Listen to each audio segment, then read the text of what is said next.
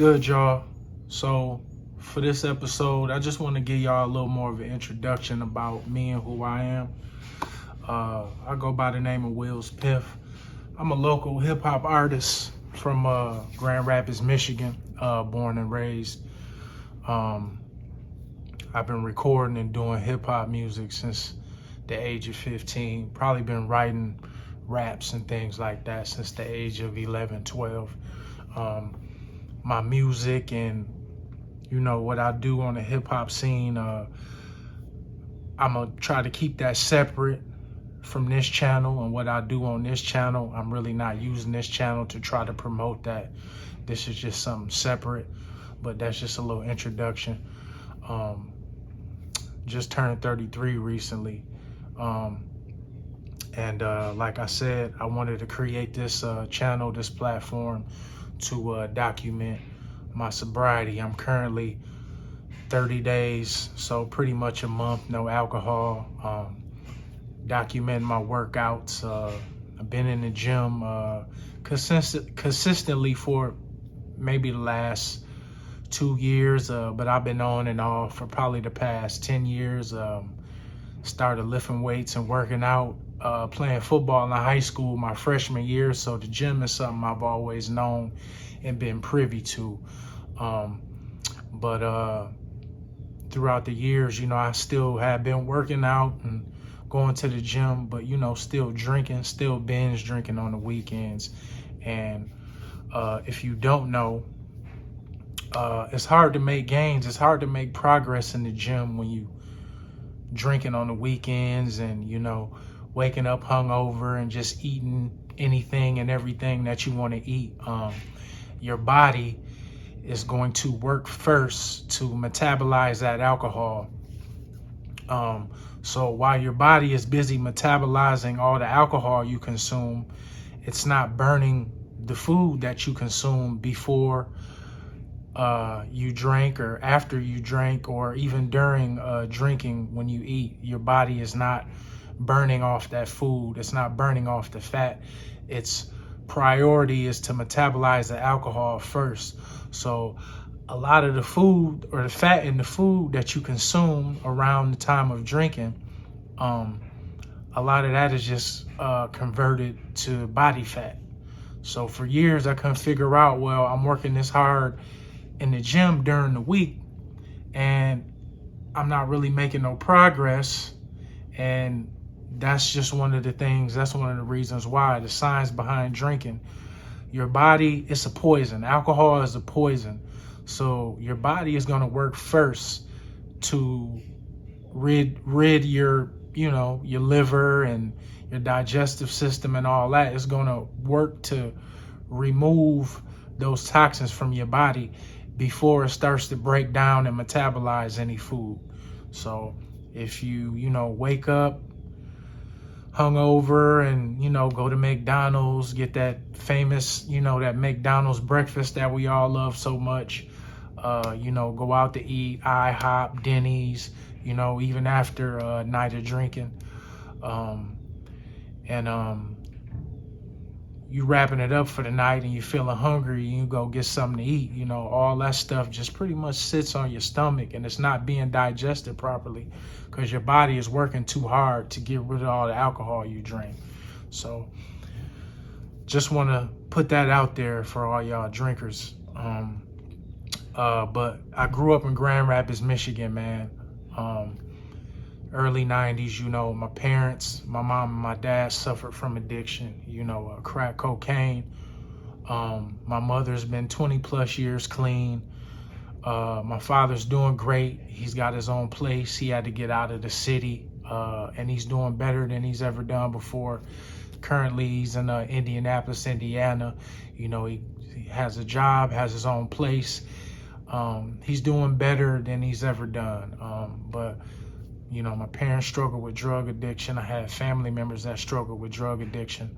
So drinking was always not something so frowned upon in my family because, if you were an addict or a crackhead or whatever it was, a pill head, that stuff has always been considered to be worse. even though, really it's not, man. It's no better. Alcoholism is no better than any other substance abuse or addiction. Um, in my opinion, personally, it's kind of, if not worser than other things, just as bad because it's legal. You can do it. You're free to do it if you're of age. Um, when I was underage, when I was a minor, I will find ways to gain access to alcohol and drink. So it's not hard to get your hands on. Um, so drinking was never really too much frowned upon in my family, as long as you weren't doing the other stuff, the hard stuff. Drinking was kind of deemed okay. So, my parents drank, grandparents drank, had some aunts and uncles that drank. It was kind of normal growing up. It wasn't really too much frowned upon, like I said. So I never really thought it was anything wrong with it, when I began drinking or started drinking. My friends right along with me. And we all kind of shared these traumas. We all kind of shared the same trauma. My friends, when I was young, when we were young, and that's the way we bonded. We kind of all dealt with things at home that weren't too great, and that was a way for us to bond. And alcohol was something that kind of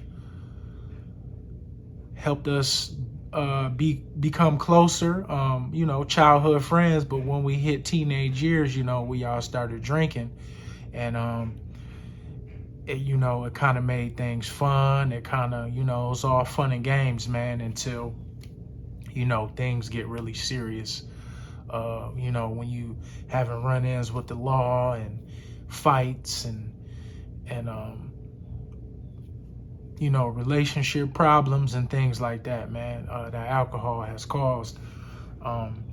Like I said, I'm not creating this content to try to be judgmental, because I've been through it. I'm still going through it, even though I'm a month sober.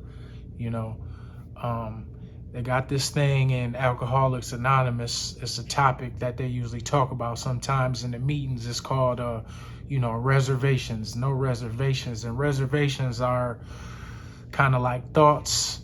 When you're trying to stay sober and not drink, they're kind of like thoughts that you think, or they come up, where it's like you think of a time or a scenario at a later date when you might be able to drink again, or you're fantasizing it, or you're putting together this scenario where, well, maybe one day, someday in the near future or far future, I might be able to have a drink or two.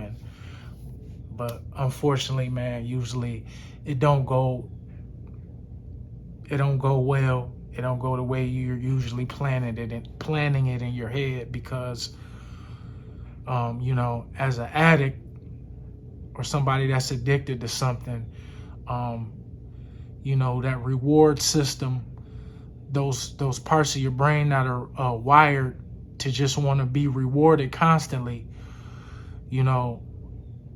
that part of your brain is always trying to put together a way to get those rewards. You know what I'm saying? That euphoria, that little bit of happiness, that high, that excitement that you get from those first couple drinks. You know what I'm saying? And yeah, like I said, it doesn't always. It never pans out that way.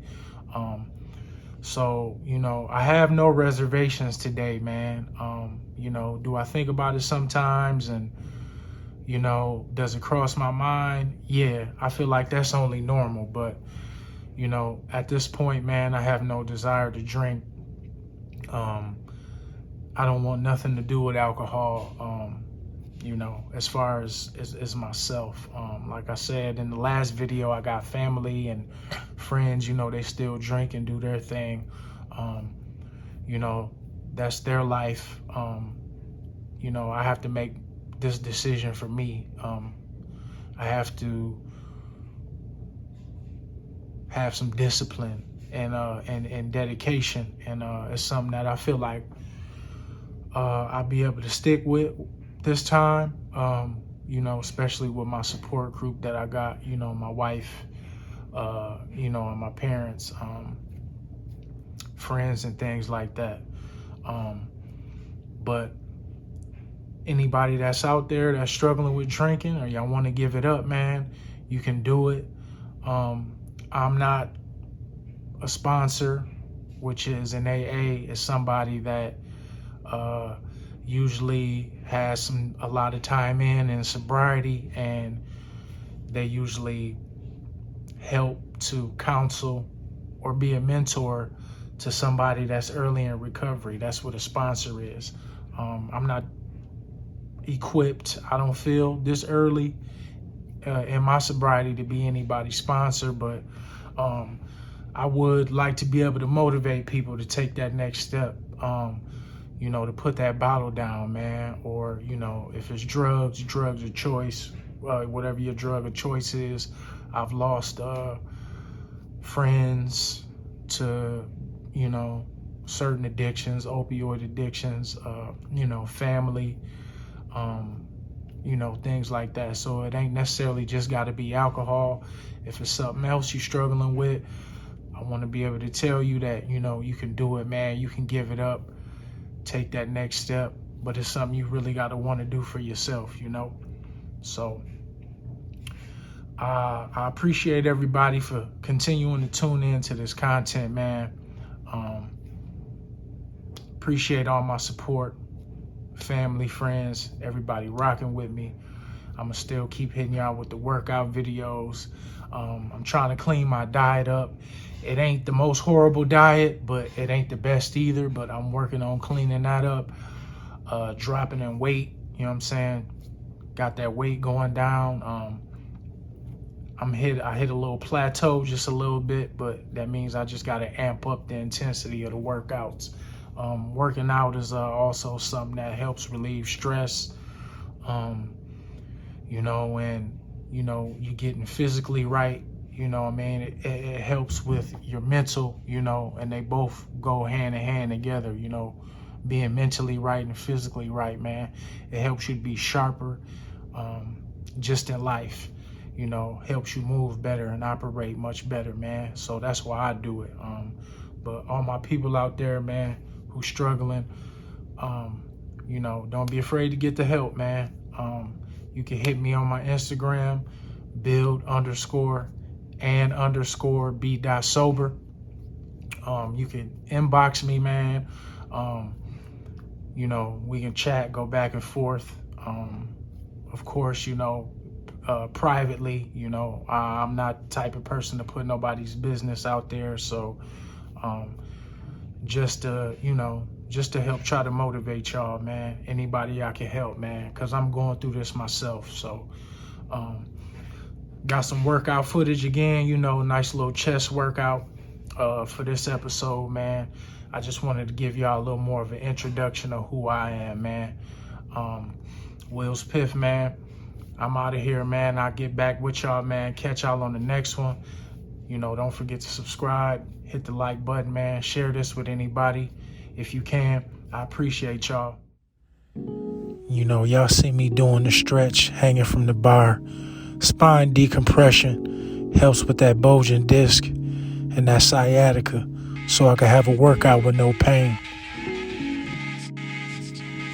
Right here, you see me doing these good old pec flies, working out them pecs, them pectorals.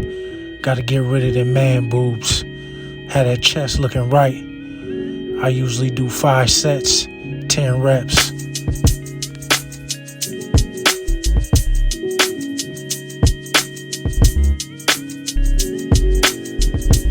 Right here, we got the dumbbell presses with the seat on a slight incline. Y'all see the gut hanging out at the bottom. That's that beer belly. Yeah, I'm gonna get rid of that. We're gonna take care of that. Don't even worry about it. I usually do 5 sets, 10 reps, maybe 12 on the last 2 sets because I go down in weight.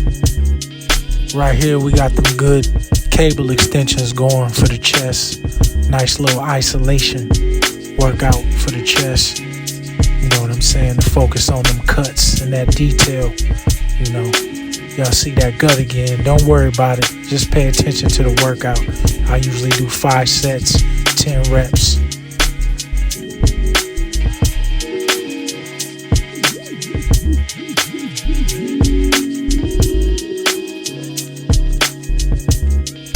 You see right here, we got that good chest press machine. I usually don't do flat bench because I got a bum shoulder. So with this machine, I can still get the flat bench benefits, you know, to work that chest out. I usually do 5 sets, 10 reps, maybe 12 on the last 2 sets because I go down in weight.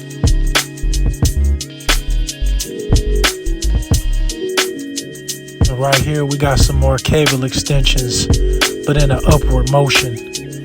Supposed to work the lower chest. At least that's what another YouTube video told me. But it seems to work out pretty good. I do 5 sets, 10 reps, maybe 12 on the last 2 because I go down in weight. Y'all see that gut again looking crazy. These are classic tricep pull downs right here. You know what I'm saying? Work the back of them arms so them back of the arms ain't flabby.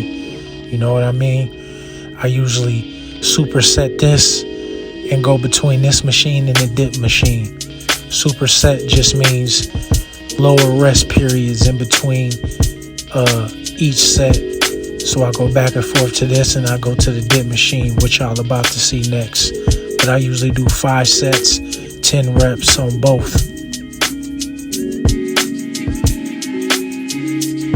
And this right here is the dip machine. Like I said, I do supersets between this and the pull down. So I just go back and forth with very little rest. You know, got to work them triceps and got to work that chest.